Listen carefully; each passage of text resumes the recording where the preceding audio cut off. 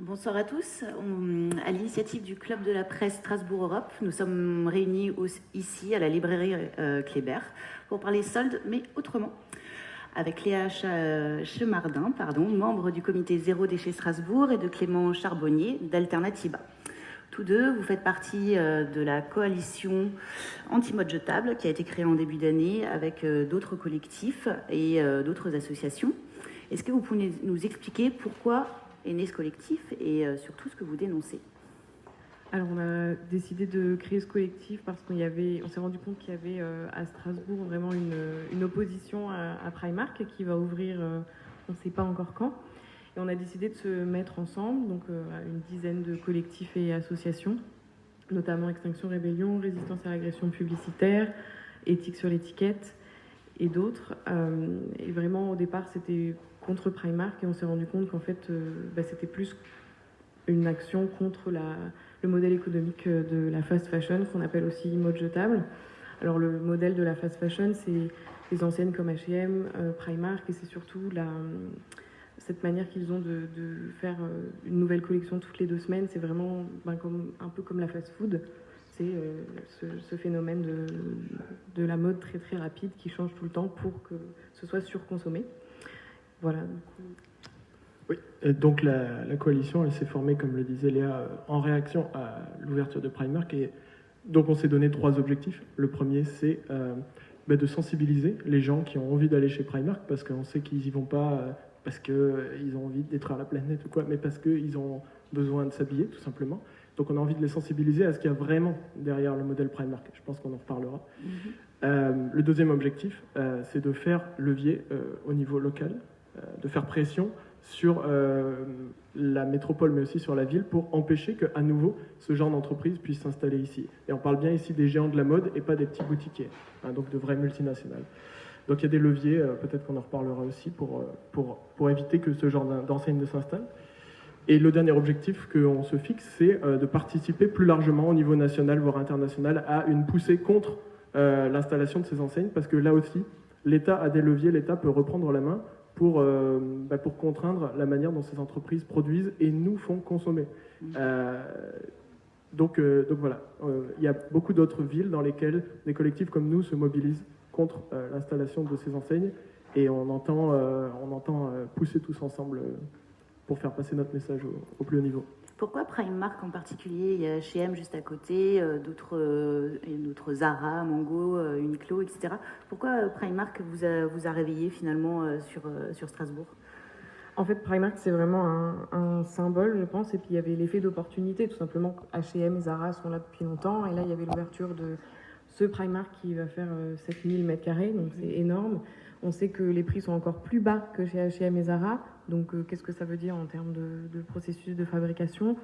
Et puis aussi la question qu'on se pose quand on voit qu'un si grand magasin ouvre en 2020 à Strasbourg, c'est quelle est la cohérence avec les promesses de Strasbourg vert, Strasbourg un peu écolo, et de ville de l'économie sociale et solidaire. Donc c'est ça, en fait, pour nous, il y a quand même une incohérence entre ce qui a été dit au niveau de l'ancienne municipalité, parce que celle d'aujourd'hui, on ne sait pas encore comment elle se positionne, et l'installation de cette enseigne, alors que d'autres pourraient voir le jour, d'autres complexes plus intéressants pourraient voir le jour. D'accord. Et vous allez les contacter justement, cette nouvelle municipalité verte.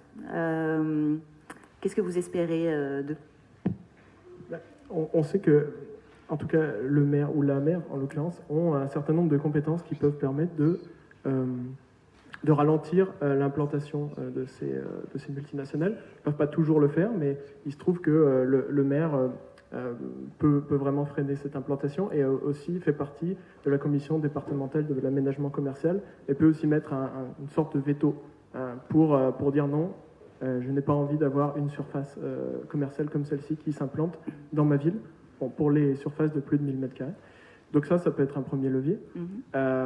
Et surtout, ne pas dérouler le tapis rouge à Primark, parce que de ce qu'on a entendu, alors si des gens veulent nous corriger dans les services techniques ou au niveau politique à la mairie, et veulent entamer un dialogue là-dessus, on est très preneurs, mais de ce qu'on a entendu, le tapis rouge a été déroulé à Primark. Disons qu'il y a eu une véritable volonté de le faire venir pour dynamiser le centre-ville.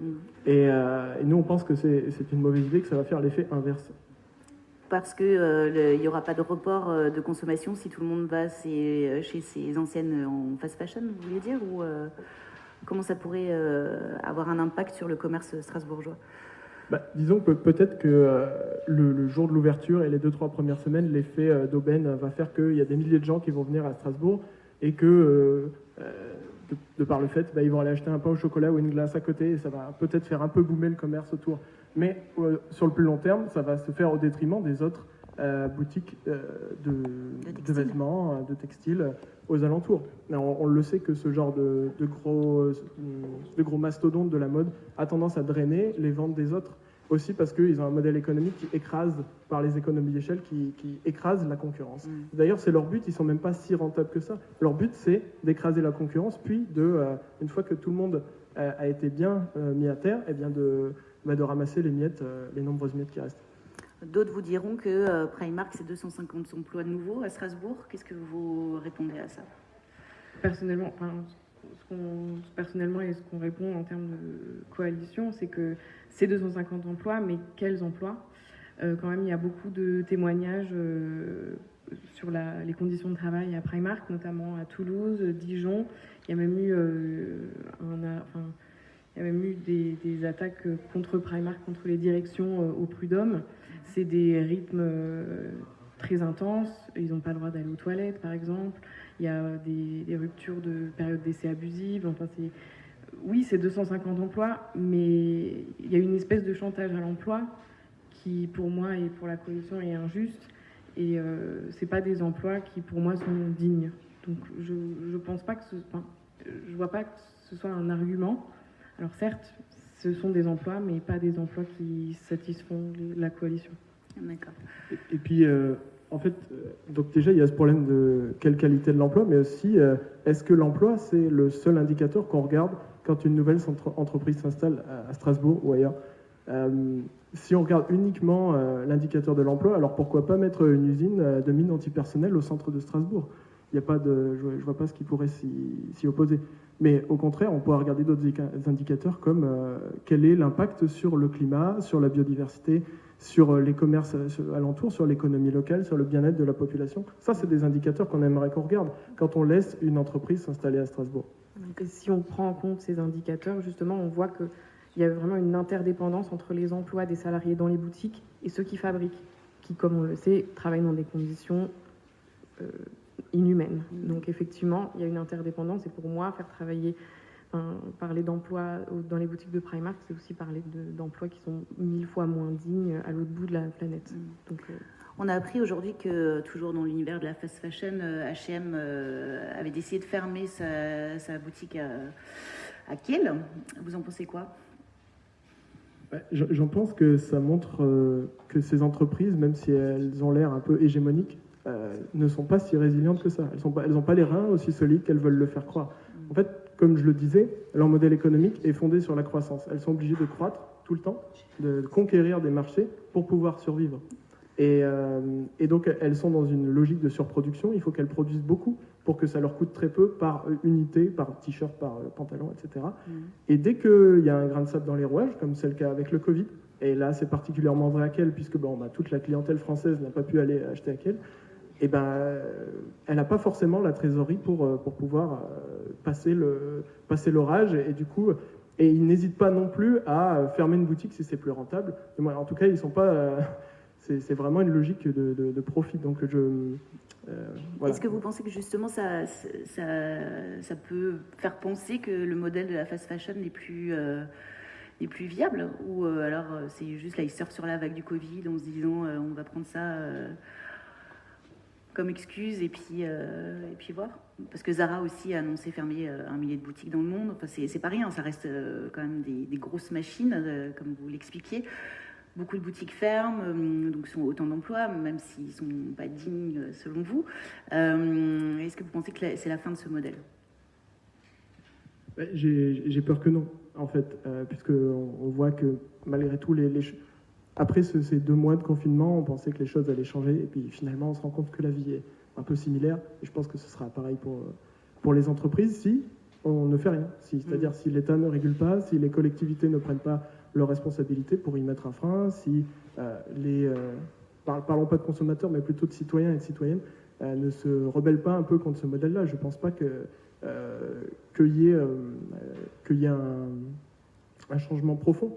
Peut-être que voilà, dans les 2, 3, 4 ans à venir, cette entreprise vont avoir un peu de problèmes et vont devoir licencier massivement.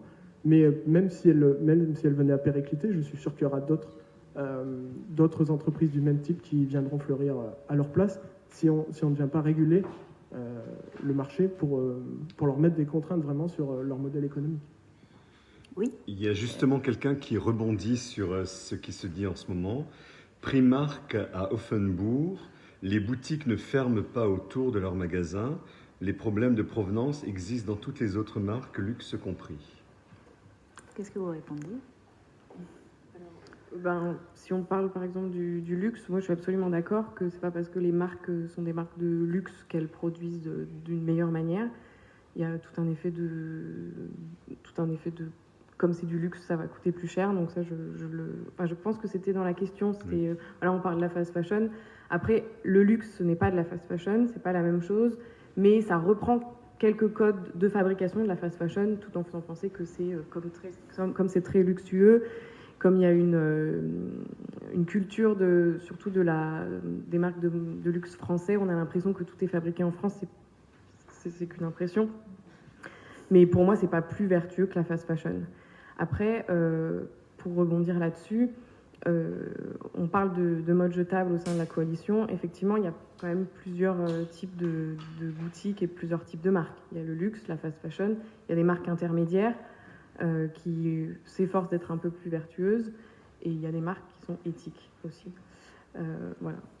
Moi, j'ai quand même une bonne nouvelle dans tout ça, c'est que un sondage Ipsos, qui date il n'y a pas longtemps, en octobre 2019, donc c'est pas si loin, c'est que près de 2 Français sur 3 affirment aujourd'hui que l'engagement des marques et des entreprises en matière de développement durable constitue un critère de choix important au moment de leur achat de l'habillement. Reste un souci pour eux, enfin 3 freins, le prix, le manque d'information et le manque de confiance. Est-ce que déjà, vous pouvez nous expliquer ce que c'est que le greenwashing, parce que ça fait partie aussi du manque de confiance, et que préconisez-vous pour davantage de transparence finalement ? Alors, le greenwashing, c'est une pratique, donc ça peut être pratiqué par toutes les entreprises hors entreprises de la mode. C'est une entreprise qui va mettre en place, par exemple H&M, qui met en place une gamme qui s'appelle Conscious pour un petit peu reverdir son image. Mais ce n'est qu'un îlot vert dans un ensemble dans un modèle économique qui n'est pas vertueux ni pour les travailleurs ni pour la planète.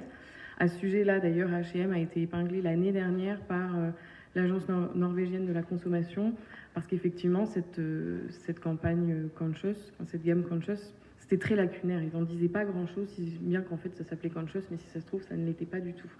Donc pour moi, il a été confirmé que c'est du greenwashing. Je sais que récemment, Zara a commencé une gamme similaire, mais on n'a pas encore plus d'informations. Voilà, donc effectivement, aussi, ce dont j'ai l'impression, c'est que les marques font beaucoup de greenwashing, donc elles parlent beaucoup d'environnement, mais elles font très peu de social washing, c'est-à-dire elles parlent très peu des conditions de travail. Alors effectivement, le climat, c'est facile de faire du greenwashing parce que le climat, en ce moment, c'est à la mode, entre guillemets. Mais en revanche, les conditions de travail, qui pour moi sont très très importantes, ils en parlent très peu et ils sensibilisent très peu ces grandes marques. Et puis, vous parliez du prix, et on parlait avant...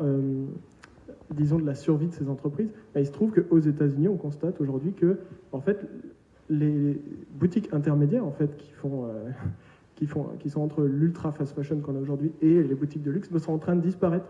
En fait, la croissance du secteur de la mode aux États-Unis aujourd'hui, c'est plus un panel large, c'est uniquement de la fast fashion, ou quasiment uniquement de la fast fashion et du luxe. Donc, est-ce que la fast fashion a un avenir ? Oui, parce qu'ils vont continuer à se nourrir sur la paupérisation de la population, sur le fait que les gens sont de plus en plus pauvres. Et je pense que ça, c'est également un indice qui devrait nous dire qu'il y a un problème avec ça. Mais alors, si les Français là, disent qu'ils ont envie d'acheter plus éco-responsable, qui ne trouvent pas de transparence, qui ne voient pas... Quels sont les leviers pour leur permettre finalement d'acheter plus sûr, en fait, que ce soit en termes de production ou de produits produit en fait sur. Alors, ce qui est un peu problématique aujourd'hui dans la mode neuve, donc dans l'achat neuf, c'est qu'il n'existe pas de labels qui garantissent. Alors, c'est souvent des labels textiles, donc sur la provenance du textile, sur le fait qu'il soit bio, comme les labels Ecotex et GOTS par exemple. Mais aucun de ces labels ne garantit une chaîne de production de A à Z en fait. Donc c'est difficile vraiment de parler d'une marque éthique. Alors il y en a qui se positionnent de cette manière. Donc ça c'est pas facile et c'est illisible pour un consommateur tout simplement. Donc je trouve qu'une alternative qui de toutes les façons est vertueuse, c'est d'acheter de seconde main, d'autant plus qu'aujourd'hui c'est très tendance. Vinted étant, je crois, depuis peu le 3e site d'e-commerce en France. Donc c'est génial. Après, je veux quand même faire une petite parenthèse sur Vinted, c'est que il y a quand même un risque de déresponsabilisation, c'est-à-dire que quelqu'un va s'acheter un t-shirt chez Zara, le porter 10 fois, parce qu'en moyenne, en Europe, les consommateurs portent seulement 10 fois un vêtement qu'ils achètent, ce qui est très peu. Et effectivement, c'est un peu l'effet rebond de Vinted, c'est-à-dire qu'on va se dire, bon, bah, c'est pas grave, je l'ai porté que 10 fois, mais je vais le revendre sur Vinted, et avec l'argent que j'ai récolté sur Vinted, je vais m'en racheter un. C'est ce qu'on veut éviter. Donc pour moi, Vinted, Le Bon Coin et les friperies, alors c'est encore pas le même système, mais ça peut engendrer cet effet de rebond qui est dangereux et qui ne remet pas en cause la consommation. Mais c'est très bien que Vinted soit le 3e site d'e-commerce. Donc ça me semble être une bonne nouvelle si les effets pervers ne sont pas trop grands. Oui. Mais c'est vrai que je pense que toi, Léa, ou moi, on se rend très vite compte qu'en achetant de seconde main, surtout en étant un homme, parce qu'il y a beaucoup moins de choix quand tu es un homme, généralement, c'est compliqué, en fait. On se fait beaucoup de nœuds au cerveau pour pouvoir le faire. Donc, en fait, la responsabilité ne devrait pas incomber au consommateur en dernier ressort. C'est ça le problème. Donc, moi, ce que j'ai envie de dire aux gens qui nous regardent, c'est la première chose à faire, déjà, c'est de consommer moins. En fait, les soldes autrement, c'est déjà moins de soldes, ou pas les soldes éventuellement, parce que le problème, c'est le niveau de consommation. Aujourd'hui, la vente de vêtements a été multipliée par 2 en 10 ans, d'après l'ADEME. Donc, pourtant, on n'est pas 2 fois plus en France. Donc ça veut bien dire qu'on consomme plus de vêtements par personne. Première chose à faire, consommer moins et essayer de voir si ce vêtement va vraiment nous faire sentir mieux, quoi. Et ensuite, faire autant que possible de la seconde main. Mais en dernier ressort, on va toujours buter sur... de toute façon, il y a une étiquette qui fait cette taille-là environ, avec une information très parcellaire. Comment je peux faire un choix qui ne va pas impacter la vie des gens à court ou long terme? Ça, c'est à ce moment-là, c'est à la collectivité ou à l'État de prendre le relais. Et c'est là où nous, on intervient en tant que coalition, en tant qu'association, pour faire pression sur les élus, pression sur l'État, pour leur dire maintenant, il faut des règles. Après, le shopping, entre guillemets, ça reste un loisir des Français, ils aiment ça. Alors, l'industrie textile a clairement plongé durant le confinement, c'était pas l'achat premier souhaité des Français confinés, ni dans le monde d'ailleurs, mais 2 semaines après, toujours selon un sondage, ils étaient 43% à avoir repris leurs habitudes et avoir dit, pour moi c'est un plaisir que d'aller consommer à proximité et aussi dans le textile. Du coup, là, vous me dites arrêtez de consommer, mais les gens aiment consommer des vêtements, ils aiment s'habiller depuis tout le temps. La mode, elle a fait aussi avancer la société, notamment l'émancipation de la femme, entre le pantalon, la jupe crayon, puis la mini-jupe, le bikini. Enfin voilà, ça identifie aussi des tribus, ça permet à des gens de se sentir mieux, ou au contraire de se sentir un peu plus décalé, voilà, ou d'appartenir à une tribu ou de se sentir plus décalé. Ils ont envie de consommer, ils ont envie de... Comment changer ça finalement, sans les culpabiliser, hein, parce que l'idée c'est pas de les empêcher. Déjà, on rappelle quand même que en général les actions de Zéro Déchet Strasbourg, d'Alternativa et de la coalition, elles visent jamais à culpabiliser les citoyens et donc consommateurs. C'est vraiment de la sensibilisation. Effectivement, personnellement, je comprends qu'on aime acheter des vêtements. J'aime acheter des vêtements, mais je les achète tous de seconde main et ça me paraît être aujourd'hui la seule solution pour moi et je trouve ça agréable dans le sens où... Alors effectivement, les gens aiment consommer. Je pense que les gens aiment consommer parce qu'on est dans un monde qui pousse à consommer tous les jours. Il y a beaucoup de pubs, les influenceurs qui sont les nouveaux panneaux publicitaires. Et du coup, peut-être... Alors, ils aiment consommer, mais je pense que derrière, leur choix n'est pas 100% le leur, puisqu'ils ont énormément d'influence partout. Du coup, nous, dans les actions, même hors coalition, les associations qui parlons des luttes sociales et environnementales, on essaye aussi d'influencer positivement les citoyens à changer de regard sur la société, plutôt être qu'avoir en fait. Je pense que c'est un peu bateau, mais c'est une réalité. Se concentrer sur des choses plus simples, entre guillemets, et peut-être ne pas...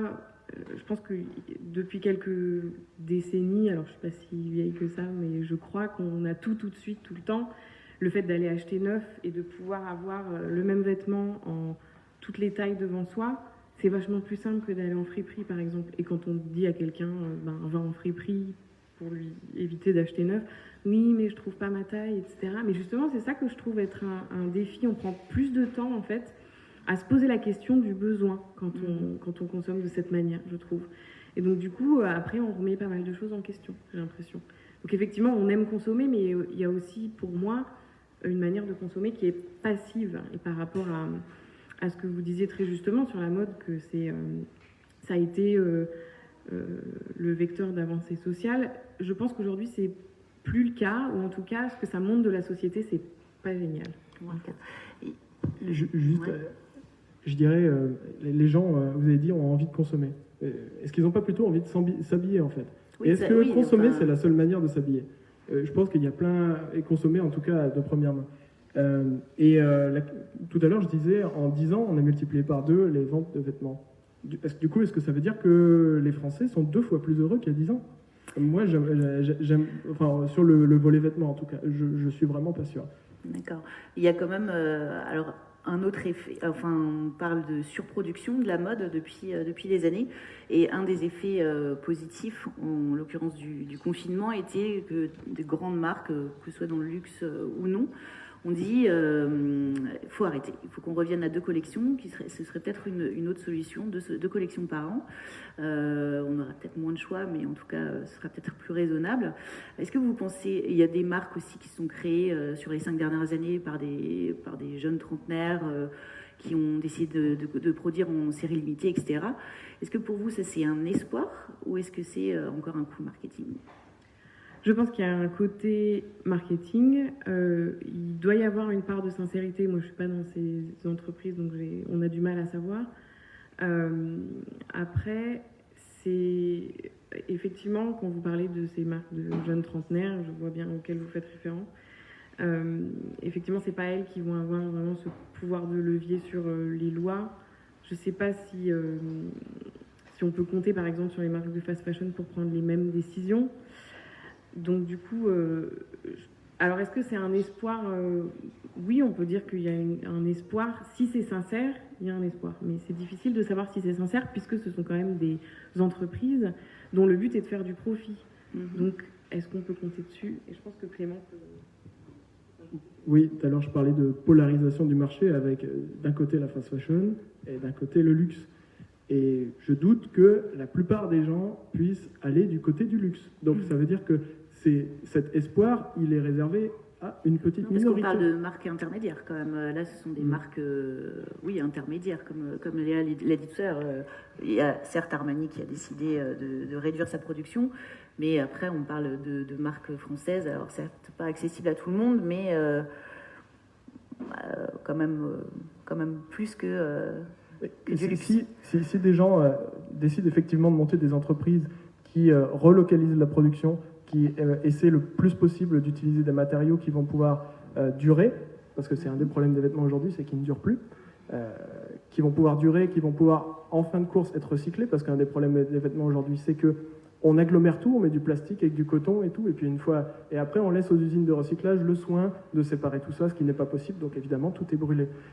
Si des gens veulent également essayer de travailler sur les matériaux dans leurs entreprises, c'est très bien. Et si ils veulent développer un modèle économique qui n'est pas basé sur l'hyperconsommation, mais justement sur essayer de valoriser les gens qui consomment à la fin, moi ça me va. Mais aujourd'hui, est-ce que c'est la majorité des entreprises et la majorité de l'habillement qui est fait dans ces conditions-là?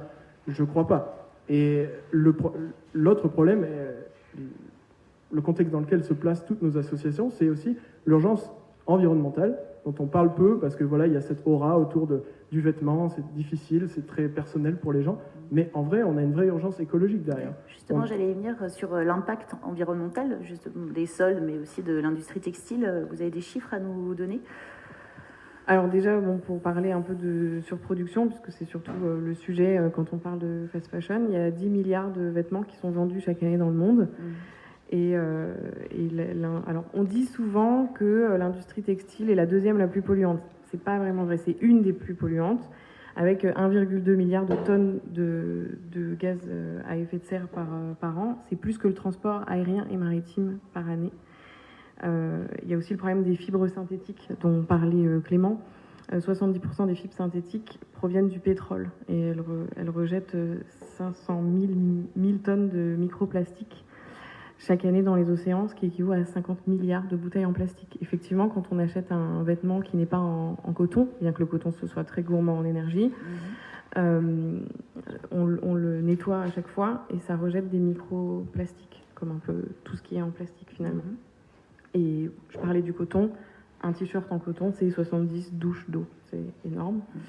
Donc voilà peut-être un bon argument pour consommer quelque chose qui a déjà été acheté, déjà été porté. Mais justement, là, dans votre manifeste qui a été publié dans les DNA en début d'année, je crois, ou en mars? Le 29 février. Voilà. Vous dites que vous avez l'impression que ça suffit pas, tous ces chiffres qui font peur, hein, franchement, ça fait vraiment flipper. Ça suffit pas. Qu'est-ce qu'il faut faire pour qu'il y ait une vraie conscience, en fait? Comment sensibiliser? Comment faire changer ça?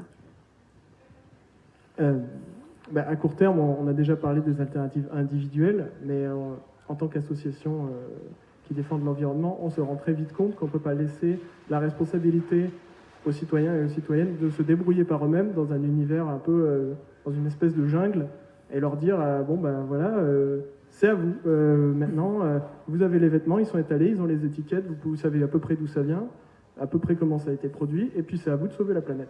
Nous, on pense que ça ne se passe pas comme ça, et c'est pour ça qu'on s'est bien mis comme objectif, non pas de culpabiliser les gens et de leur dire « Ah, t'as été chez Zara, on va te mettre en prison ». Le but, c'est plutôt d'amener les gens à, d'une part, changer un peu leur consommation, mais aussi à demander à leurs décideurs politiques, avec nous, à travers nous et par eux-mêmes également, du changement. Au niveau de la collectivité, on peut faire des choses, et surtout au niveau de l'État, il y a des choses qui sont possibles. Et là, l'agenda politique nous laisse des opportunités à la rentrée. Il serait possible de commencer à parler de mettre un décret dans le cadre de la loi économie circulaire, de faire passer un décret. Donc ce serait le rôle du gouvernement, ce serait réglementaire, faire passer un décret qui pourrait être double. Donc d'une part sur l'incorporation des fibres textiles recyclées dans les vêtements. Donc ça pourrait être une première option, puisqu'on a dit, en fait, le taux de recyclage aujourd'hui des fibres textiles au niveau mondial, c'est moins de 1%. Donc là, on est vraiment niveau zéro, on peut que faire mieux. Donc en mettant ce décret en place, le gouvernement pourrait dire aux marques, quand vous vendez un t-shirt sur notre territoire, il faut qu'il incorpore tant de pourcentage de fibres recyclées. Et ça casserait un peu le modèle économique de la fast fashion qui est basé sur produire plus à n'importe quel prix. Et la deuxième possibilité, ce serait pour le gouvernement de dire on limite la quantité de produits qui sont vendus sur notre territoire, sachant qu'il y a déjà beaucoup d'invendus, donc ça frustrerait pas tant que ça les gens, il y a déjà beaucoup d'invendus.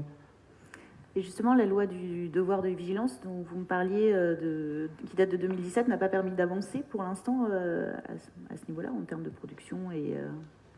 Alors le problème, c'est qu'il y a beaucoup d'enseignes, notamment H&M et Zara, qui n'y sont pas astreintes parce qu'elles n'ont pas assez d'employés en France. Donc ça a avancé dans d'autres secteurs, mais dans celui de la mode, pas vraiment. D'accord.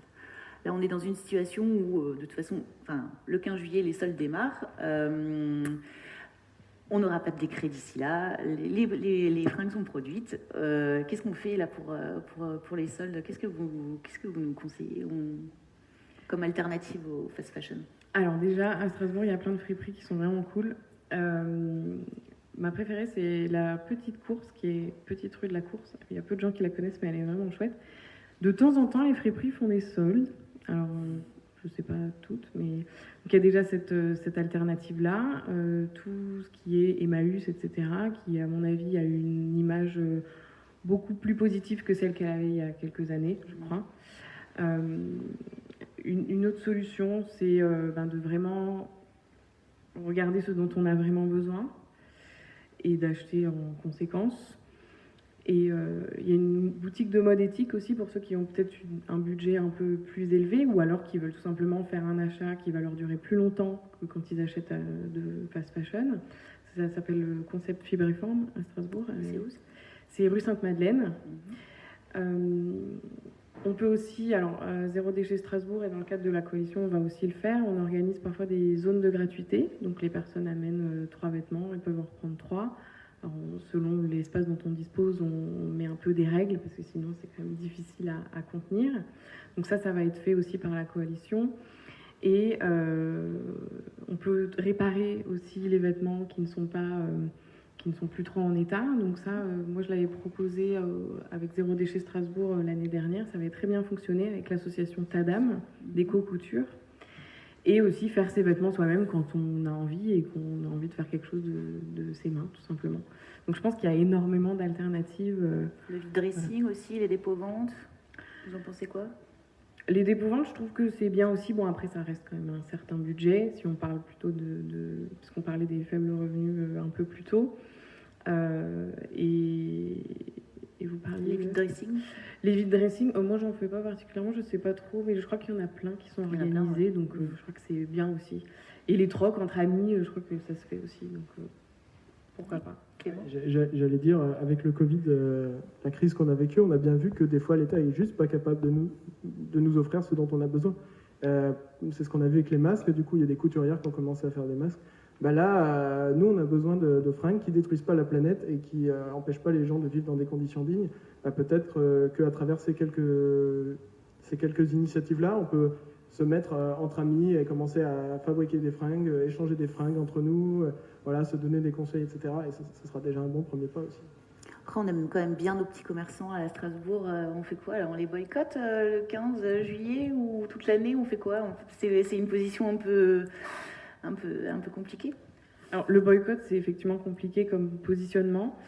Par exemple, au sein d'Éthique sur l'étiquette, c'est un positionnement qui est refusé parce que il y a quand même des conséquences. Même si les personnes qui travaillent, par exemple, au Bangladesh, qui fabriquent, sont dans des situations indignes humainement, ils peuvent se demander, oui, mais pourquoi est-ce qu'ils nous boycottent? On aurait de toute façon plus de travail si on ne pouvait plus travailler. Donc le boycott, c'est pas vraiment, personnellement, c'est pas ce que j'encourage, mais il y a des petits commerçants, effectivement, il me semble que c'est la marque que vous portez, c'est Ville de Cœur, qui avait un autre nom avant, il y a pas si longtemps. Erasmus. Voilà. Il y a plein de petites marques comme ça, qui sont effectivement plus chères que ce qu'on achète en fast fashion, mais je pense que les petites boutiques, comme Concept Fibreform dont je parlais tout à l'heure, il me semble que c'est pas notre message que de les boycotter. Et bon, après, effectivement, on ne vient pas mettre un couteau sous la gorge du consommateur, il fera de toute façon ce qu'il veut, mais juste prendre conscience de ce qu'on a besoin une fois de plus. Et voilà. Clément?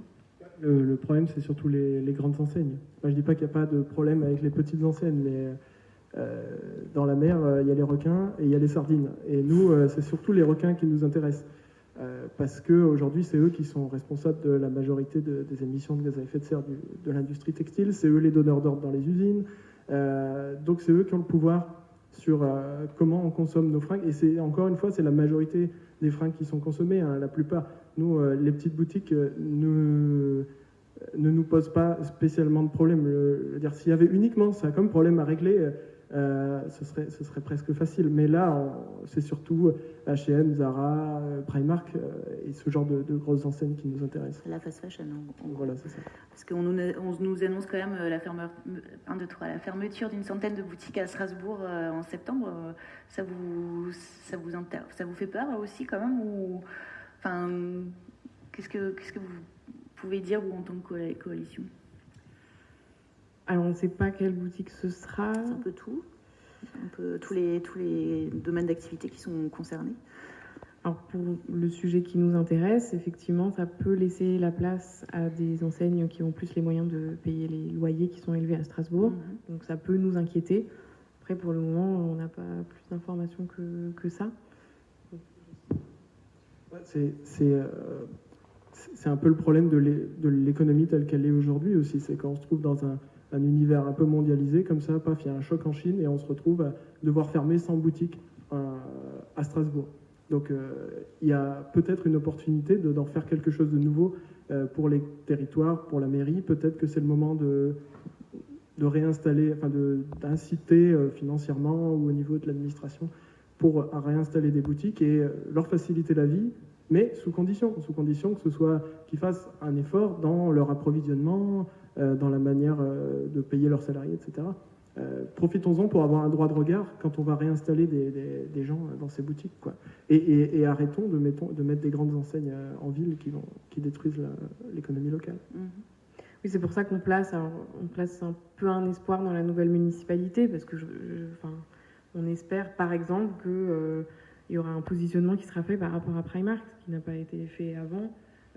Personnellement, j'espère qu'ils ne vont pas venir à l'inauguration de Primark comme ça avait été fait à Starbucks en 2015, je crois.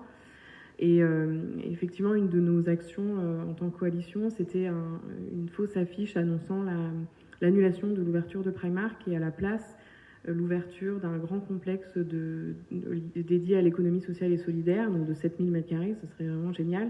Et les retours que vous avez eu par rapport à ça? Les retours qu'on a eu, c'était beaucoup de surprises de la part de tous, notamment de l'adjoint au maire, je crois. Il y a eu, en tout cas sur Twitter, il y a beaucoup de gens qui ont été déçus, mais aussi des gens qui étaient très heureux. Après... Il y a eu ce qui nous a surtout étonné, c'est que la nouvelle a fuité jusqu'à Paris ou dans d'autres villes de France. Maintenant, les gens nous demandent comment ils peuvent faire pareil. Belle réaction. Il y a beaucoup de réactions, on est très suivis. Et là, je rassemble un peu. Ce qu'on entend souvent, c'est pour contrer la fast fashion, choisir la seconde main, friperie, est un comportement qui engage à consommer autrement, qui pousse la mode à produire autrement, local, éthique, éco-responsable. Soutenir les nouvelles boutiques éthiques, enfin voilà, beaucoup de choses qui vont dans ce que vous défendez. Voilà, c'était un peu pour dire que les gens nous suivent nombreux et il y a beaucoup de gens qui approuvent et qui se sentent concernés finalement. Qui se sentent très concernés. C'est plutôt une bonne nouvelle aussi. Je crois qu'on a des dessins à montrer de Virginie Humbrecht. Oui, on va en remontrer quelques-uns.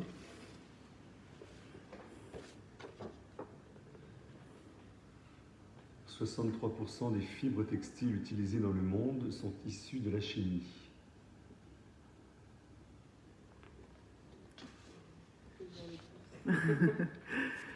4 millions de tonnes de vêtements sont jetées chaque année en Europe. Fast fashion. Ça montre bien comment fonctionne ce système. C'est ce que je disais tout à l'heure, on est sur de la surproduction. Donc en fait, pour survivre, ces marques sont obligées de fonctionner par économie d'échelle. Elles produisent un maximum pour que ça coûte moins cher à l'unité. Et ensuite, si elles en ont produit trop, elles en produisent toujours trop, il y a plusieurs solutions. Alors, soit on les détruit. Et par exemple, H&M avait été épinglé il y a 3 ans, je crois, parce qu'au Danemark, ils avaient utilisé ça pour chauffer leurs bâtiments. Ils avaient tout simplement brûlé les invendus. Peut-être qu'ils ont changé là-dessus, mais ça montre, c'est quand même un exemple assez parlant. Il y a aussi une autre possibilité, et qui n'est pas super réjouissante, même si elle pourrait l'être au premier abord. Beaucoup d'invendus en France ou en Europe sont envoyés tout simplement dans les pays en voie de développement, notamment en Afrique. Donc si vous allez sur un marché, moi j'ai été en Afrique pendant 1 an et demi, si vous allez sur un marché à Addis Abeba ou à Douala, vous allez retrouver toutes les fringues des grandes marques que vous trouvez ici, H&M, Zara, machin. Et ces fringues, elles viennent de chez nous.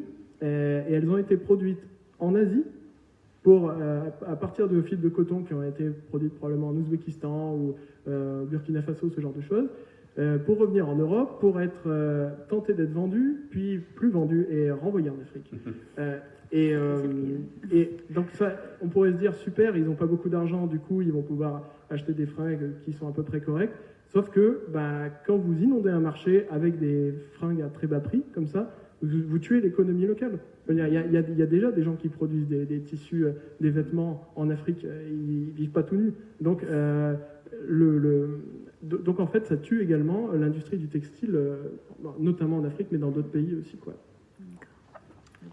En 2019, près de 40% des Français ont acheté au moins une fois un article de mode d'occasion. Enfin, c'est une super nouvelle, c'est ce que je disais tout à l'heure, que à mon avis, à un moment, la mode d'occasion, notamment sur Le Bon Coin, je dirais, ça n'avait pas trop bonne presse parce qu'on trouvait ça un peu sale. Enfin, c'est ce que j'entendais souvent. En revanche, ça fait quand même assez longtemps que les friperies, c'est venu à la mode. Moi, je crois que ça fait depuis 2007-2008. Moi, j'ai l'impression que j'ai eu envie de m'habiller en friperie. Donc ça, je crois que ça fait longtemps.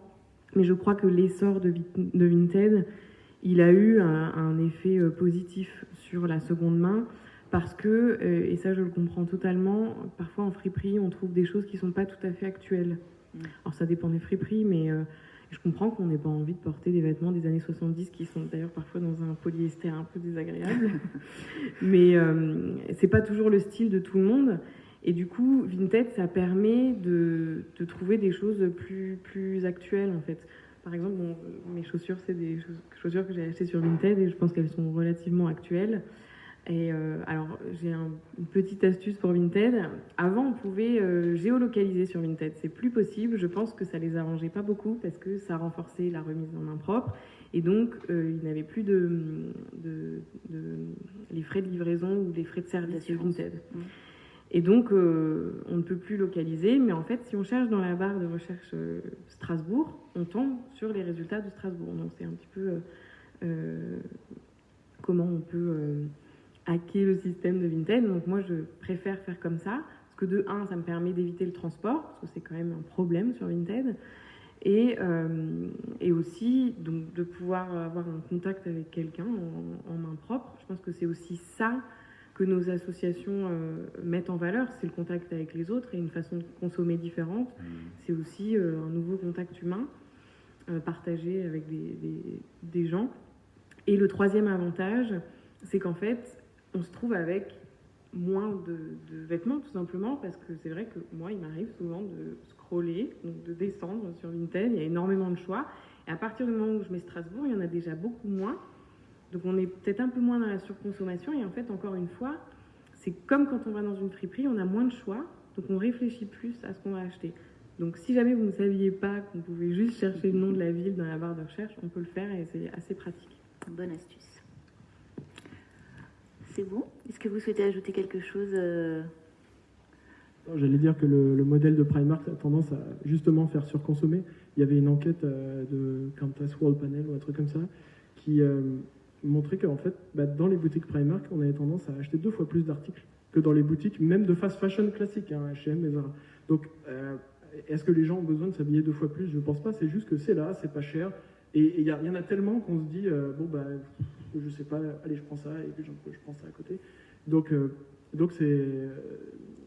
le retour à la friperie et à un choix plus réduit nous oblige à réfléchir. Ouais. Avec des prix plus contenus aussi, parce qu'il y a aussi... on va quand même conclure là-dessus qu'il y a une question de pouvoir d'achat aussi qu'on doit avoir en tête et prendre en compte, et on ne peut pas le nier. Donc la fripe reste aussi un moyen d'acheter des choses à bas prix. En tout cas, merci beaucoup pour cette initiative, pour ce débat hyper enrichissant, enfin, pour moi en tout cas. Et puis on vous souhaite une bonne soirée.